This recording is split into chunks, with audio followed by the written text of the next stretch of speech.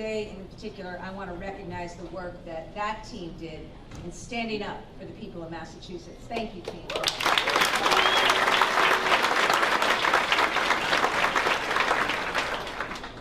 I just want to take a moment, have everybody look around the room. We see people of all races, all backgrounds, all socioeconomic backgrounds. We see law enforcement, community organizers, teachers, clergy, nurses and doctors, patients, parents and kids, all standing together. This is what makes Massachusetts special. It's our people. And today, we the people of Massachusetts are standing up and are fighting back because we know what we need to do. We know that what ICE is doing is wrong and it needs to stop.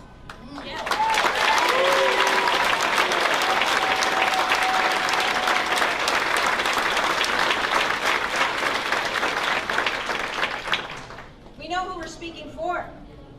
A dad, a landscaper, on his way to work. A mom going to daycare for pickup. A father placed in a chokehold while holding his child. A 14-year-old girl used as bait to lure her dad. Moms ripped from their cars while kids are watching. People who've been working here in Massachusetts, working hard, paying taxes for years, put on planes and sent far, far away. Innocent people shot and killed. U.S. citizens stopped and detained peaceful protesters, arrested. This is what ICE is doing to our people and our neighborhoods. Now we have parents who are afraid to send their kids to school, moms who are afraid to take their kids to doctor's appointments. All of this done by ICE agents who are untrained, unqualified, and unfit to do their jobs.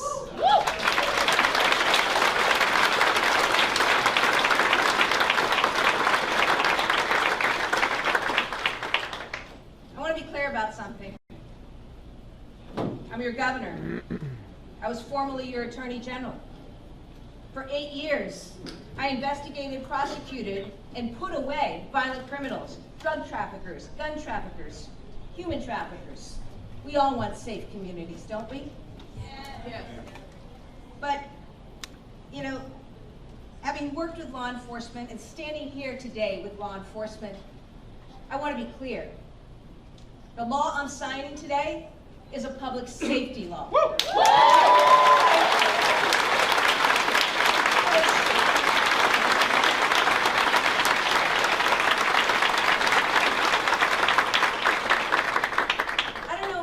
Anyone could look at what we see on TV and read in the news and hear from our neighbors, not just in Massachusetts, but around this country. I don't know how anyone can look at that and not say, ICE is making us less safe. ICE is making us less safe. I think there are a few things I also want to say, okay? I think we can agree that we need immigration reform in this country. We can agree we need controls at the border.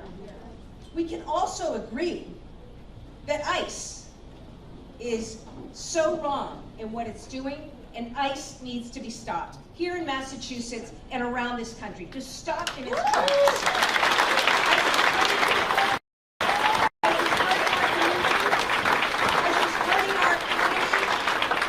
ICE is hurting our country. What ICE is about, it's about Donald Trump, Stephen Miller's hateful and racist agenda. Right. It's about threatening, antagonizing, terrorizing people simply for how they look and apparently what they represent to Trump and Miller and those who support. Today in Massachusetts, we're saying enough is enough. We're standing up for what's right, and we're taking action to protect people's safety.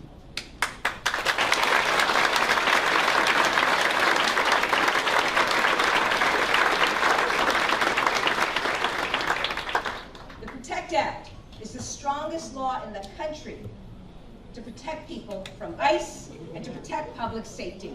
You should all be proud of it.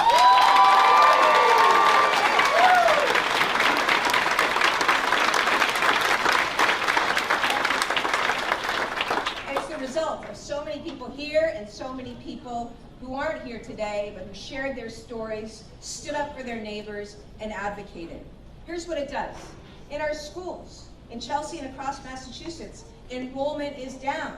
And if you talk to our principals and administrators, they would tell you this is directly tied to Donald Trump and ICE's tactics. With this law, we're banning ICE from civil arrests and presence in our schools, in our child care centers.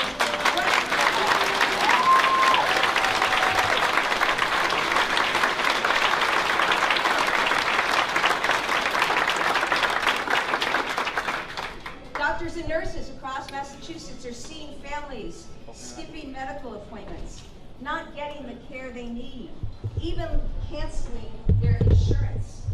These are pregnant moms who are afraid to get care, patients afraid to bring their kids for pediatric appointments, sons and daughters afraid to visit their parents in a nursing home.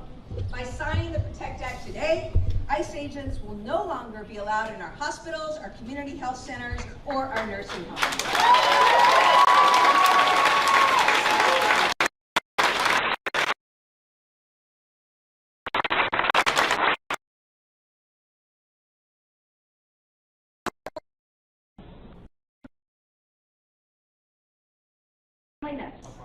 That ICE's presence in our courthouses is constant.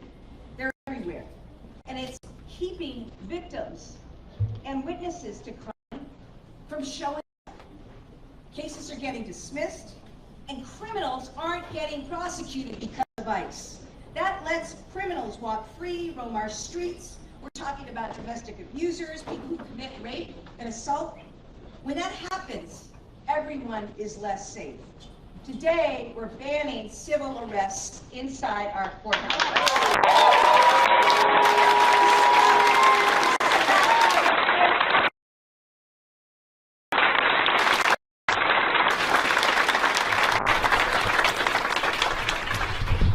Schools, hospitals, courthouses. These are places where people need to go and need to be safe in going there. And now, as of today in Massachusetts, they will be again. The PROTECT Act also does some other things. It will allow parents to prearrange guardianship for their kids in case they're detained or reported. And we know the stories from right here in Chelsea and elsewhere. Heartbreaking that parents and families have to go through this, and so many others are left picking up the pieces in their communities, taking care of little kids whose parents aren't coming home. I remember months ago walking up to an apartment with you, Gladys, and walking into that apartment and meeting a family and seeing two little kids who were staring out the window onto the street, wondering and waiting and asking, when is Daddy gonna come home? Daddy wasn't coming home. Daddy had been picked up that day on his way to work. And when ICE does these things, it leaves families shattered, and it leaves the rest of us in community picking up the pieces. So it's a frightening prospect for any family to face separations.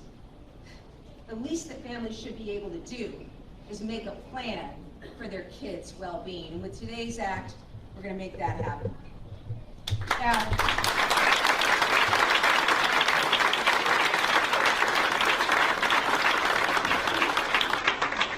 consistent with my executive order, it bans state agencies from entering into any new 287G agreements, and it prohibits civil arrests. It prohibits civil arrests in non-public areas of state buildings. We're not allowing ICE into these spaces. It also allows people to bring civil rights claims against federal agents. I talked to you. I said to you before, look, as somebody who trained law enforcement, all right, who supervised law enforcement, and who has worked with law enforcement for the better part of a 14-year career. What we're seeing in ICE, look at what happened in Maine.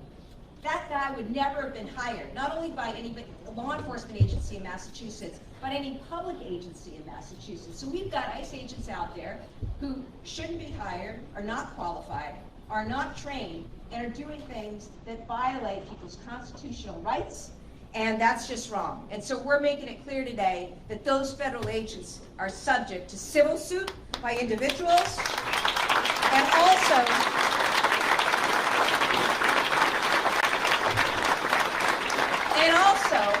are not above the law. And that means they're subject to criminal laws by our state officials, by our attorney general, and by our district attorney's office. Okay? I want people to know, if ICE violates your rights in Massachusetts, if an ICE agent violates your rights in Massachusetts, they will be held accountable. This is a public safety law, the PROTECT Act, the PROTECT Act. It's about protecting public safety. And what we're doing today is standing up to a president, to an administration that's out of control, that's hurting people, hurting neighborhoods across our country. But we're doing something more than just standing against that. We're standing up for something. We're standing up for our immigrant communities. We're part of the fabric of our economy and contribute so much to who we are in Massachusetts. We're standing up for public safety. We're standing up for people's rights. We're standing up for the kind of state Massachusetts is, and we want Massachusetts to always be. I also think we're doing something else today, and that is giving people hope. Donald Trump, every day, in every which way, is trying to find a way to take hope away from the American people, to depress us, to numb us to things that shouldn't be normalized, to deaden our senses. But in Massachusetts, we don't give up, we stand up, and we choose the kind of state and country that we want to be. We choose to be a place where people can live freely and safely in their communities. We choose to be a place where if you work hard, you can raise a family and afford to live.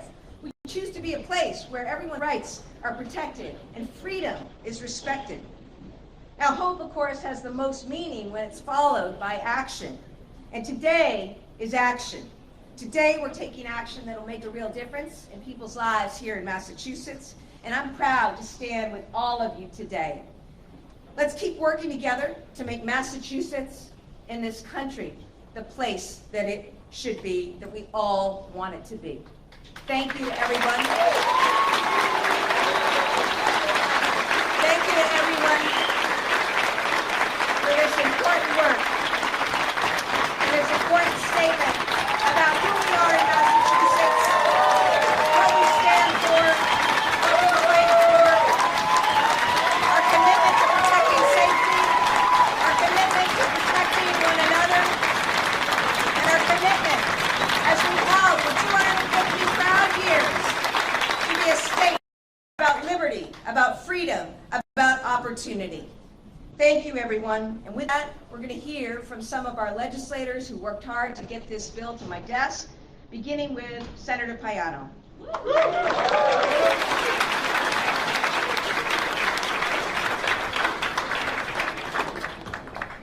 Woo! Buenos dias.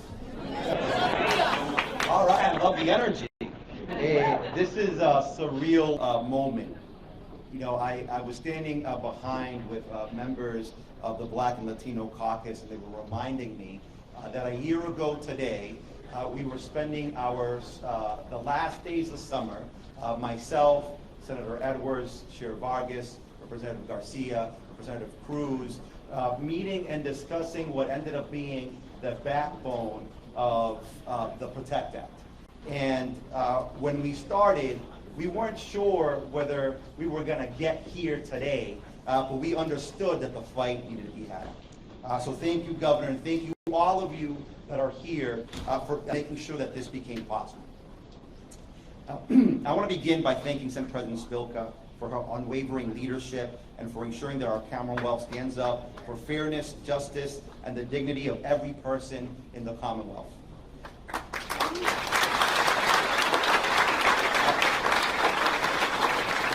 I also want to thank someone who became my partner in crime, Senator Friedman, who co-chaired the conference committee, for her tireless work and steadfast commitment in leading this legislation and bringing us to this moment.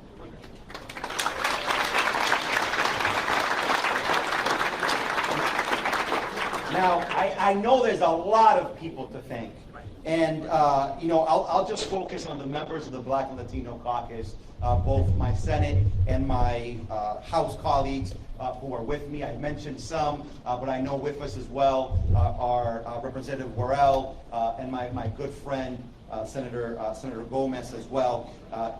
Fought for a very long time making sure that this was possible, and there were other leaders like Senator Brownsburg, Senator Eldridge, who on this issue were leading, and of course the advocates who helped us get the bill across the line. Now I stand here as a senator, as a neighbor, and most importantly, as an immigrant. My mother and father, my father who's here with us today, I talked about him a lot.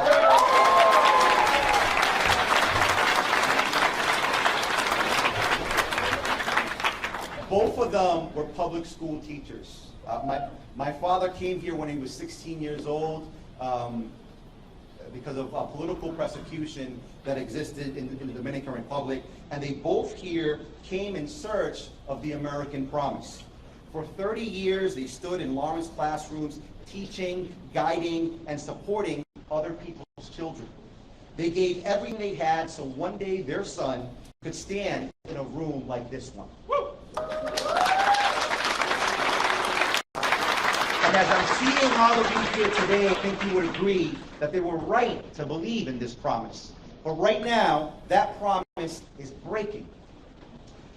Roughly 7 out of every 10 people held in ICE detention today have no criminal conviction. They are mothers, fathers, children's. When a family can be torn apart for how they look, no one's papers makes them safe. I have seen what this fear does to a community. A grandmother who stops filing her prescriptions. A mother who walks her child to the school gate and cannot make herself let go. A father who works his whole shift with one eye on the door. So to every immigrant family living under this fear, hear me. In this Commonwealth, truth, justice, liberty, and humanity will prevail. Woo!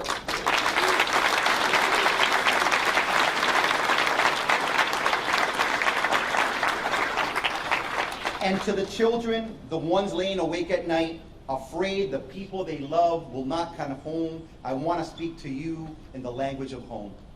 No están solos. Este es su lugar. Y hoy todo un estado se levanta para protegerlo. You are not alone. This is your home.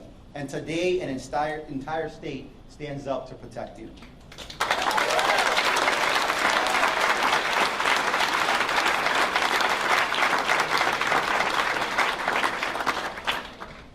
I was an immigrant child once with big dreams. This Commonwealth kept its promise to me.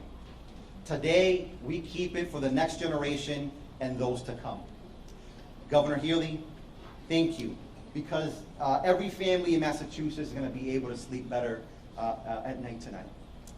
Thank you all again, and I hope that this love and energy we have will continue on and will resonate in the community. And now, joining us, we have my good friend and colleague, Senator Brownsburg, who, without his efforts, we wouldn't be here today. Thank you.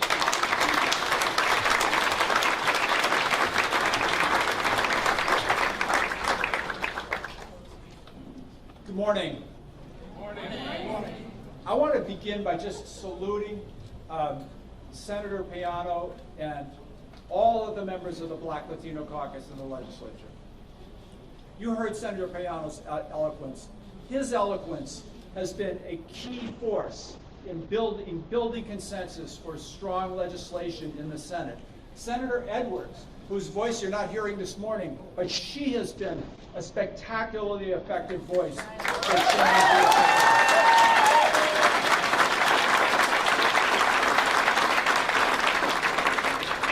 Senator Gomez from Springfield.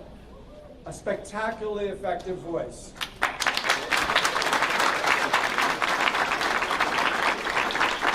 Senator Miranda of Boston, a spectacularly effective voice. Together in the Senate, they have lifted their voices and made themselves heard and created the legislation that you have in front of us. Now, I want to say, of course, I'm not naming the House members, but the House members are equal.